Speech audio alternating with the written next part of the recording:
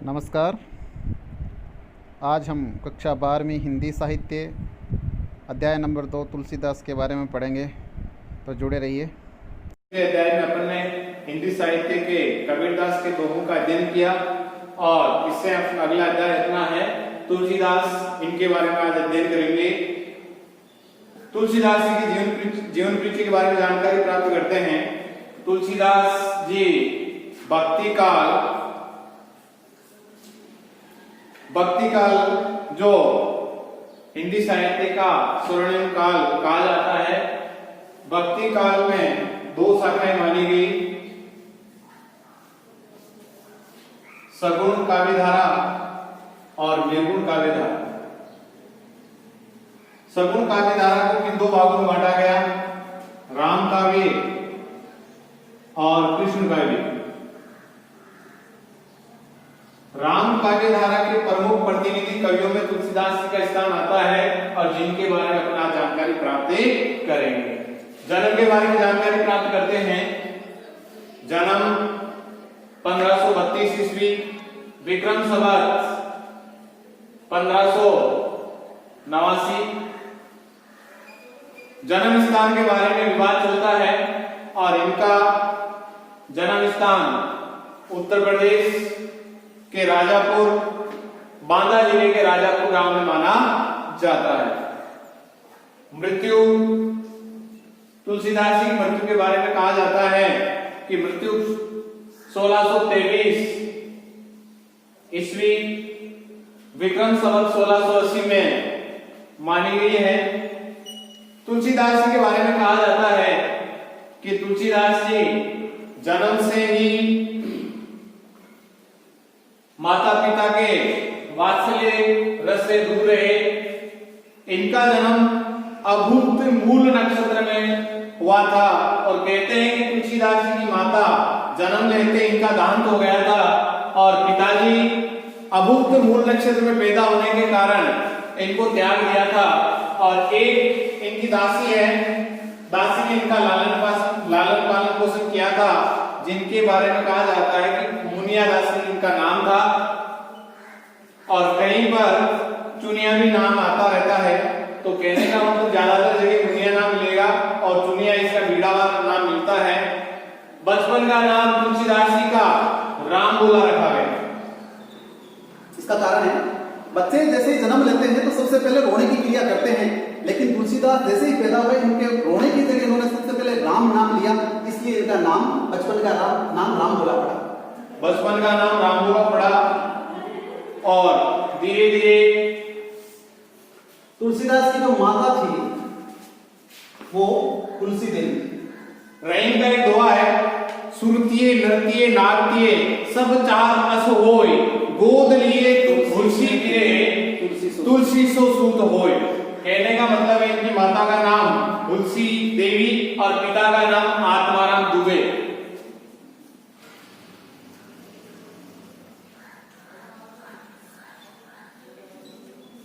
इनकी जो पत्नी थी वो दीनबंधु पाठक की बेटी रत्नावली देवी थी।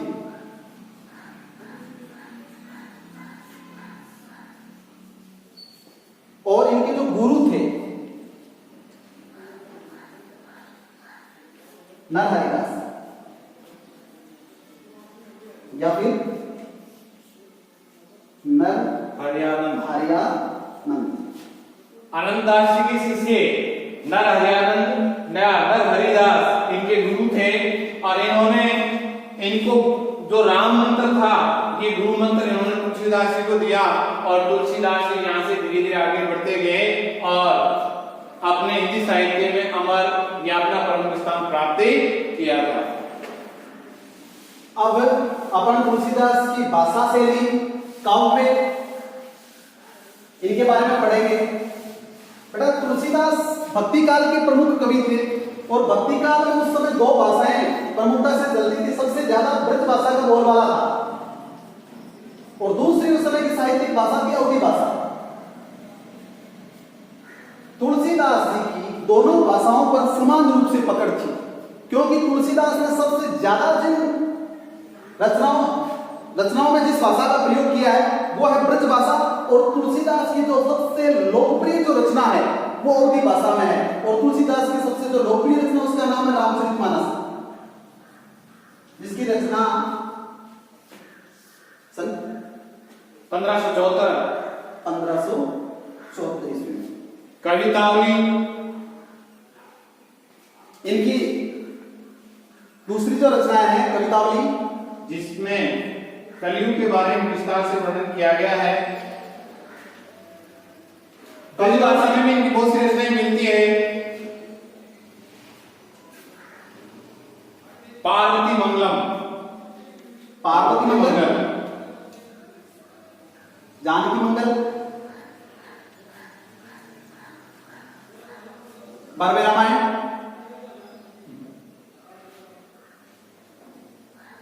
हनुमान बाबू। कवितावली के बाद में दोहावली, बारहवें रामायण, गीतावली, कृष्ण गीतावली भी कहते हैं। 12वें रामायण, वैराग्य संदीपनी, वैराग्य संदीपनी,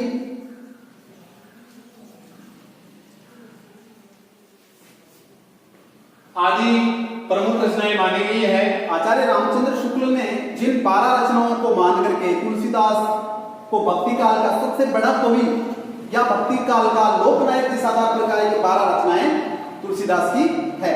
तुलसीदास को मुगल काल का सबसे बड़ा आदमी कहा गया है। तुलसीदास लोकरंजन और लोक समन्वय के कवि है। तुलसीदास के यहाँ चाहे नीची जाति की चाहे सबरी हो, चाहे पक्षी योनि में पैदा हुआ गिद्ध हो, सभी तुलसीदास के राम को प्रिय है। और यहां एक बार तुलसीदास ने कहा भी है कि सबरी गीत सुसेवकिनी सुगति दिनी रघुनाथ। भगवान राम के पास में संपर्क में जो आए, भगवान राम तुलसी के राम ने सबको सुगति दी, उत्तम गति प्रदान की। रामचरितमानस रामायण पहले बहुत लिख चुके थे लोग। रामायण अनेक भाषाओं में लिखी गई, चाहे वो कंबन ने लिखी हो, चाहे वो कृतवासी ने लिखी हो, चाहे वाल्मीकि ने लिखी हो। लेकिन राम के जो चरित्र का जो उज्ज्वल पक्ष और सबसे उत्कृष्ट पक्ष जो निखर करके आया है वो रामचरितमानस में ही आया है। रामचरितमानस के आधार पर ही हम तुलसीदास का व्यक्तित्व जान सकते हैं। इसमें तुलसीदास ने एक उत्कृष्ट राम राज्य की कल्पना की है कि राम राज्य कैसा होना चाहिए, वो रामचरितमानस में बताया है।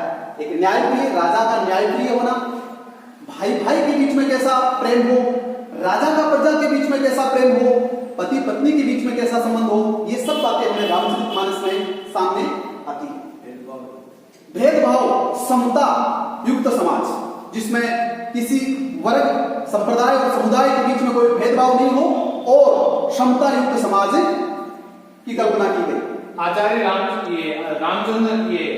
रामचंद्र शुक्ल के अनुसार जो कृष्ण गीतावली लिखी गई उसमें केवल तुलसीदास जी ने राम काव्य के ऊपर वर्णन नहीं किया, इन्होंने सूरदास की तरह कृष्ण के ऊपर भी अपनी कुछ रचनाएं लिखी, जिनमें प्रमुख मानी जाती है कृष्ण गीतावली या गीतावली।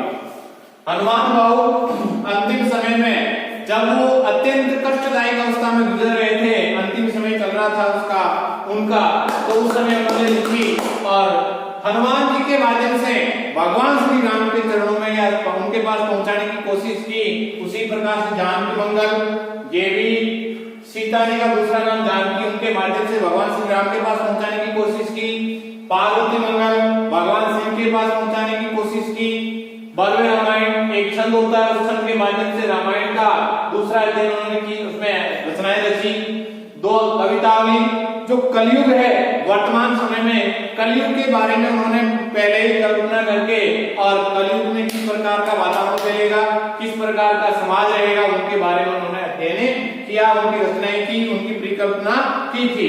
तुलसीदास जी ने राम जैसे सर ने बताया तो रामचरितमानस के माध्यम से राम राज्य की स्थापना की परिकल्पना की थी, जो सर्वश्रेष्ठ माना जाता है। कहते हैं कि इनकी जो पत्नी थी रत्नावली, वो असली गुरु मानी जाती है।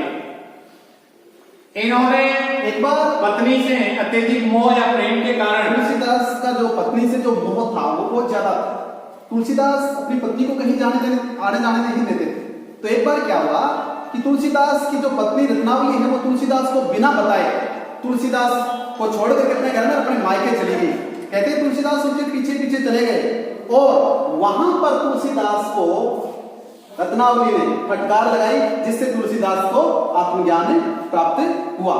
दोहा भी है, अस्थि मम चर्म मयता में ऐसी कृति जो होती रघुनाथ से तो होती ना बहुकृति। जिससे तुलसीदास को ज्ञान प्राप्त हुआ। उसी दिन से तुलसीदास व्यक्तिगत मोह को छोड़ करके भगवान श्री राम से इन्होंने स्नेह किया और तुलसीदास ने रामायण जो वाल्मीकि ने लिखी थी 11 वर्ष की उम्र में सारी कंठस्थ याद की और जब रचना की अपने प्रसिद्ध ग्रंथ रामचरितमानस की तो सबसे पहले कृष्ण काव्य धारा के प्रमुख कवि रसखान को पढ़ करके सुनाया। ये कुछ ऐसी बातें हैं। तुलसीदास जी को कोई भी एक बार चीज बता दी जाती थी वो तुरंत कंठस्थ हो जाती थी। नर हरियानंद जी या नर हरिदास ने इनको रामायण का पाठ सुनाया था पुराने समय में, वाल्मीकि द्वारा रचित है जो रामायण का पाठ सुनाया उनको एक तरह से कंठस्थ हो गई थी। फिर उन्होंने अवधी भाषा में उसी रामचरित्र या मानस या रामायण की उनका अध्ययन करके रामचरित्र मानस की रचना की थी।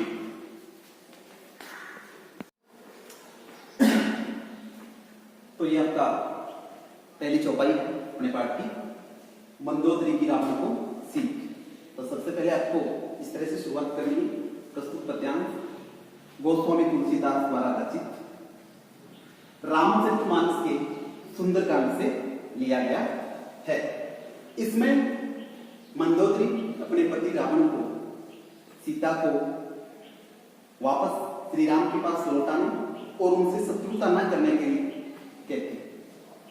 ध्यान दें, सबसे पहले इसमें कुछ शब्द कठिन शब्द हैं, उनके बारे में ध्यान कर लेते हैं। कंद का अर्थ है पति, करस, करस का मतलब होता है शत्रुता।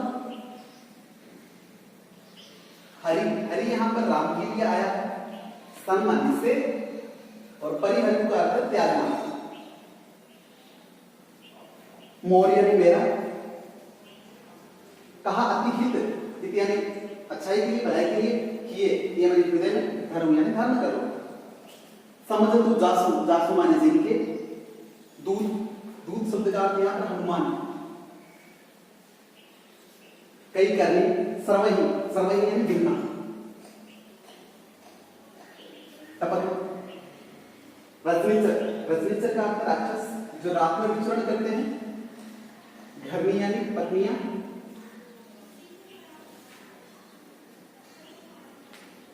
तासु, तासु मानी उनकी नारी, निज यानी अपने सचिव मंत्री बोलाए। पठू, पठू यानी भेजना। कंद यानी पति, जब हम चाहते हैं। तव, तव यानी तुम्हारे। कुल, कुल का अर्थ है यहाँ पर वंश या परिवार।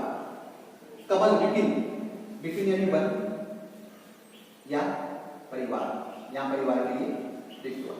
दुखदाई, सीता, शीत, निशा, निशा माने रात्रि, शीत माने सर्दी, सम यानी समान। सुनहुनाथ सीता बिनु दिन ही इतने तुम्हारा। शंभु, शंभु यानी शिव, और अज मानी ब्रह्मा। अहि, अहि यानी सांप। निकर यानी समुदाय। निसर्ग माने राक्षस। वैज्ञानिकल,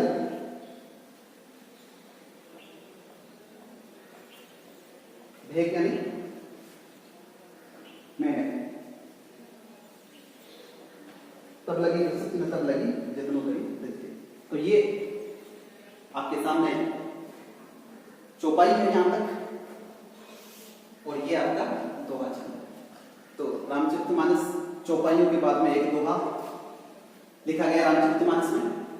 तो यहां पर मंदोदरी जब रावण छल से सीता का हरण करके ले आया तब मंदोदरी अपनी पति की भलाई के लिए, अपने परिवार की भलाई के लिए रावण से यह आग्रह करती है कि आप सीता को वापस लौटा दीजिए ताकि शत्रुता ना। मोल ले और अपना जो वंश है वो बचा रहे। मंदोदरी ये अच्छी तरह पहचानती थी कि राम मर्यादा पुरुषोत्तम है और भगवान विष्णु के साक्षात अवतार है। तो जब पति अन्याय करता है, पति गलत कार्य करता है, पत्नी का ये धर्म होता है कि वो पति को सुमार्ग पे लेके आए। पति जब भी गलत करता है, चाहे वो किसी की भी पत्नी हो, उसने अपने पति को गलत चलने से रोका। यही काम यहाँ पर मंदोदरी कर रही है। वो अपने पति को समझा रही है सीता को वापस लौटाने के लिए। मंदोदरी रावण से क्या कह रही है? कंत करस हरिसन परिहन, हे नाथ आप राम से शत्रुता त्याग दीजिए। हे नाथ आप राम से शत्रुता त्याग दीजिए। मोर कहा अति हित ये करो।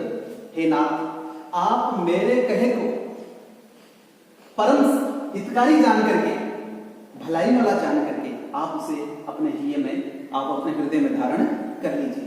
मैं जो कह रही हूं वो आपकी भलाई के लिए कह रही हूं। समझतु जासु दूत कई करनी, सर्वही गर्भ रजनीचर करनी। हे नाथ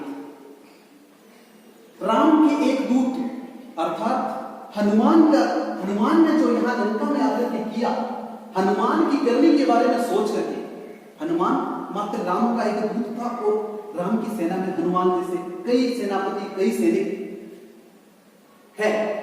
समझो तो जासू दूत कहीं करनी। हे नाथ राम के एक दूत के किए हुए कार्य को सोच करके किस तरह से हनुमान जी जब सीता का पता लगाने के लिए लंका में गए, तब किस तरह से उन्होंने अशोक वाटिका को उजाड़ा, किस तरह से अशोक वाटिका के रक्षकों को बंधक बनाया, किस तरह से रावण के सबसे छोटे बेटे अक्षय कुमार को मारा। और जब मेघनाथ के ब्रह्मपास में जब बंधे और बंधने के बाद में जब हनुमान जी की पूंछ में जब आग लगाई गई, तो किस तरह से सारी सोने की लंका को हनुमान जी ने जला दिया। हे नाथ जिनके एक दूत के कार्य को सोच करके हमारे राक्षस कुल की जो नारियां हैं उनके गर्भ गिर जाते हैं। हनुमान जी के कार्यों को सोच करके, उनके कार्यों से डर करके हमारे राक्षस कुल की गृहिणियों के, राक्षसियों के गर्भ गिर जाते हैं। तो सोचो जिनका दूत ऐसा हो वो राम कैसे होंगे। इसलिए हे नाथ तासु नारी निज सचिव बोला, हे नाथ आप उनकी नारी को हर करके ले आए हो। माना कि आपसे गलती हो गई, लेकिन अब उस गलती को सुधारा भी जा सकता है। हे नाथ उनकी नारी को, तासु नारी यानी राम की नारी अर्थात सीता को, हे नाथ उनकी नारी को अर्थात सीता को श्री राम के सचिव या मंत्री को बुला करके पठगुकंत, हे नाथ सीता को वापस उनके पास में भेज दीजिए। कंद चोचा को भलाई। हे नाथ अगर आप अपनी भलाई चाहते हैं, आप अपनी और अपने वंश की भलाई चाहते हैं और आप चाहते हैं कि रावण की कीर्ति युगों युगों तक बनी रहे, उसका एक ही उपाय है। हे नाथ आप राम के सचिव को बुलाइए और राम की नारी अर्थात सीता को उनके पास में से सम्मान वापस भेज दीजिए। तब कुल कमल विपिन दुखदाई सीता निसास सीत निशासन आई। हे नाथ सीता कोई साधारण नारी नहीं है, सीता कोई साधारण नारी नहीं है। सीता तुम्हारे कुल रूपी विनाशकारी बनकर के तब कुल कमल विपिन दुखदाई। हे नाथ जिस तरह से कमल की खेती जब होती है, कमल के जब पुष्प आते हैं और उस समय अगर ठंडी रात अगर सर्द हवा चलती है तो वो सारी जो कमल की जो फसल है वो मुरझा जाती है, सारे कमल कुंभला जाते हैं, सारी कमल की फसल क्या हो जाती है, नष्ट हो जाती है। तो हे नाथ ये सीता भी उस कमल की खेती के ऊपर शीत रात के समान है, सर्द रात्रि के समान है, जो तुम्हारे राक्षस रूपी कमल रूपी राक्षस वंश पर रूपक अलंकार है। तुम्हारे कमल रूपी राक्षस कुल पर सीता सर्द रात्रि के समान आई है। जिस तरह से सर्द रात्रि के आने से कमल की फसल मुरझा जाती है, उसी तरह से सीता के आने से तुम्हारा राक्षस जो वंश है ये पूरी तरह से इसका विनाश हो जाएगा। सीता सीत इसमें अनुप्रास है और सम यहां पर मां अलंकार है। सीता सीत निशा समय आई। हे नाथ तुम्हारे कमल रूपी राक्षस परिवार के ऊपर सीता शरद ऋतु रूपी काल बन करके आई।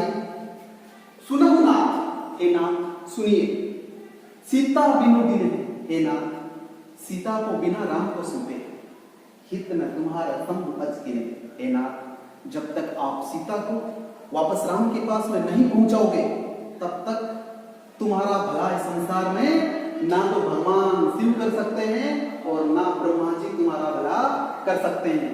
इसलिए सार ये है कि हे नाथ, अगर आप अपनी भलाई चाहते हैं तो सीता को राम के पास वापस लौटा दीजिए। ऐसे सम्मान दोहा है, ये 16 मात्राओं की क्या है, चौपाई छंद है, और यहाँ दोहा छंद है, 13 मात्राएं। राम बाण अहिगन सरिस, सरिस में बेटा कुमार क्या है, निकल निशाचर हे नाथ, राम के जो बाण है वो सांप के समान है। राम के बाण किसके समान है, सांप के समान है। और जो तुम्हारा जो समुदाय है वो मेंढकों का एक ढेर है, मेंढकों के समुदाय की तरह है। राक्षस परिवार तो मेंढक के समान, और जो राम के जो विषय और जो तीक्ष्ण बाण है वो साक्षात सांप के समान है। जिस तरह से सांप के निकल आने से सारे के सारे मेंढकों को सांप क्या कर जाता है, निकल जाता है। हे नाथ, ठीक उसी तरह से राम के विषैले बाण तुम्हारे मेंढक रूपी राक्षस वंश को, राम के जो बाण है वो निकल जाएंगे। जब लगी कृषक तब लगी जतनों करूं तजिते, हे नाथ जब उनको वो कृषित करने लगेंगे, उनका विनाश करने लगेंगे, उससे अच्छा है उससे पहले आप कोई जतन कीजिए, उपाय कीजिए। जतन माने जतन कीजिए, और अपनी जो टैग है, ये जो अपनी जिद है, उस जिद को आप छोड़ दीजिए और सीता को राम के पास लौटा दीजिए। तो ये तो इसकी व्याख्या। अब आप इसमें विशेष में लिख दीजिएगा, यहाँ पर मंदोदरी अपने पति रावण को कुमार छोड़ करके सुमार्ग पर चलने की शिक्षा दे रही है। इसमें अवधि भाषा का प्रयोग हुआ है, इसमें रूपक, अनुप्रास और उपमा अलंकारों का प्रयोग हुआ है, और अवधि भाषा का प्रयोग हुआ है।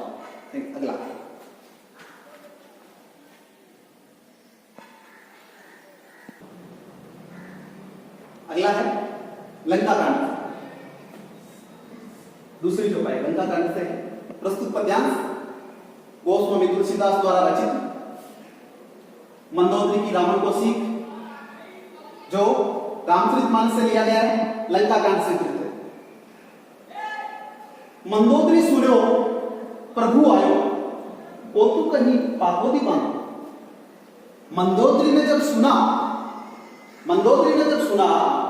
कि राम लंका में आ गए, और लंका में भी कोई ऐसे वैसे नहीं आए, उन्होंने खेल ही खेल में, मंदोदरी ने जब सुना कि प्रभु अर्थात श्री राम लंका में आ गए और उन्होंने खेल ही खेल में, और तू कहीं यानी खेल ही खेल में पाथोदी बांधी। पाथोदी का अर्थ समुद्र के ऊपर सेतु बांधा।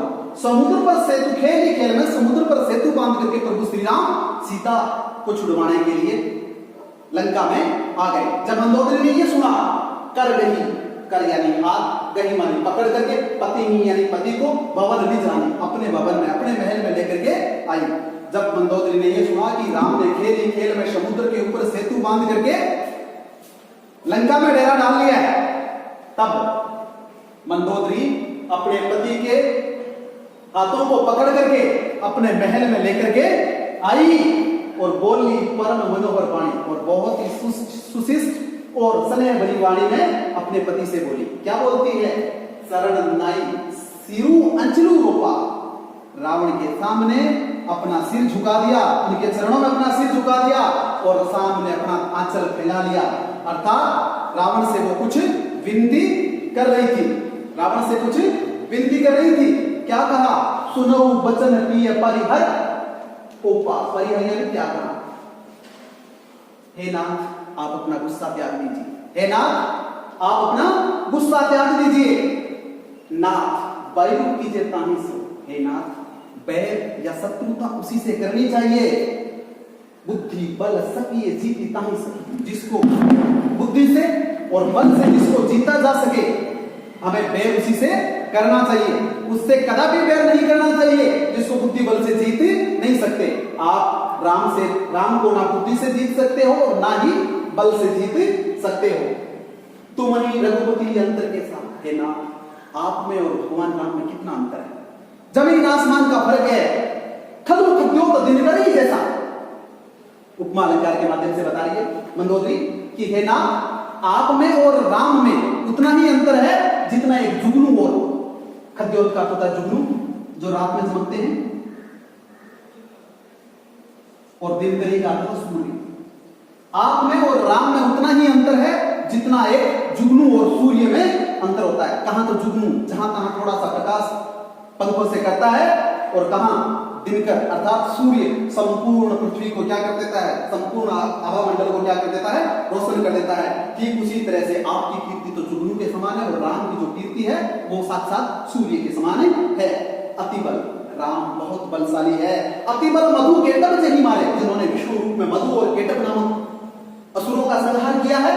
महावीर दिति सुत संहारे, दिति सुत, दिति कहते हैं राक्षसों की माता, जिन्होंने बड़े बड़े महाबलशाली राक्षसों के पुत्रों को मारा है, जिसमें हिरण्यक और हिरण्यकशिपु शामिल है।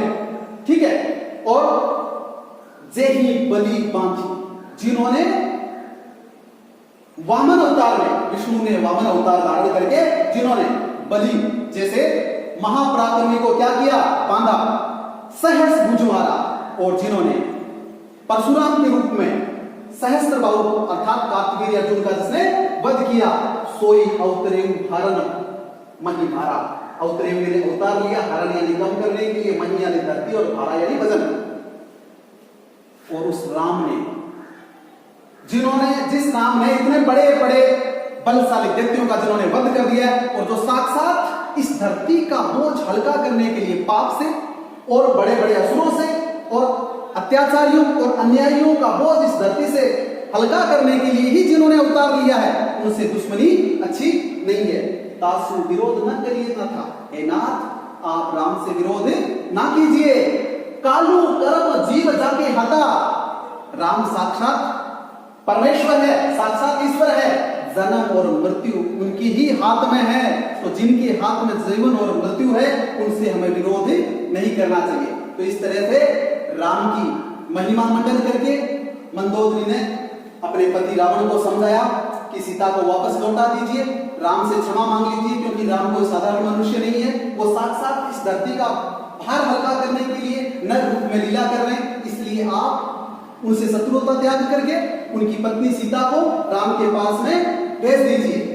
ये तो थी चौपाई। अब हम इसका दोहा पढ़ेंगे। राम ही सौंपी जानकी नाई कमल पद नाथ, हे नाथ आप जानकी अर्थात सीता को राम को सौंप दीजिए और उनके चरणों में झुक करके राम से माफी मांग लीजिए, क्या पता वो तुम्हें माफ कर दे। सुत कहूं राज समर्पी बन जाए भजी रघुनाथा, हे नाथ आप बूढ़े भी हो चुके हैं, इसलिए आपकी ये चौथी अवस्था चल रही है, वृद्धावस्था चल रही है। इस अवस्था में शास्त्रों में भी कहा गया है कि चौथी अवस्था में क्या करना चाहिए, राजा को अपना राजपाट अपने बेटे को सौंप करके आप भी और वन में चले जाने चाहिए। ठीक उसी तरह से आप भी अपना जो लंका का जो राजपाट है, वो शासन है, वो अपने पुत्र जिसको भी आप योग्य समझते हैं उसको सौंप करके आप भगवान श्री राम के भजन कीजिए। इस तरह से विविध प्रकार से मंदोदरी ने रावण को समझाया, लेकिन रावण के सर पर तो काल सवार था, वो किसी के समझाने से समझा नहीं। तो इसमें उपमा, रूपक और अनुप्रास अलंकारों का प्रयोग हुआ है, अवधि भाषा का प्रयोग हुआ है, और आपके चौपाई और दोहा छंदों का प्रयोग हुआ है।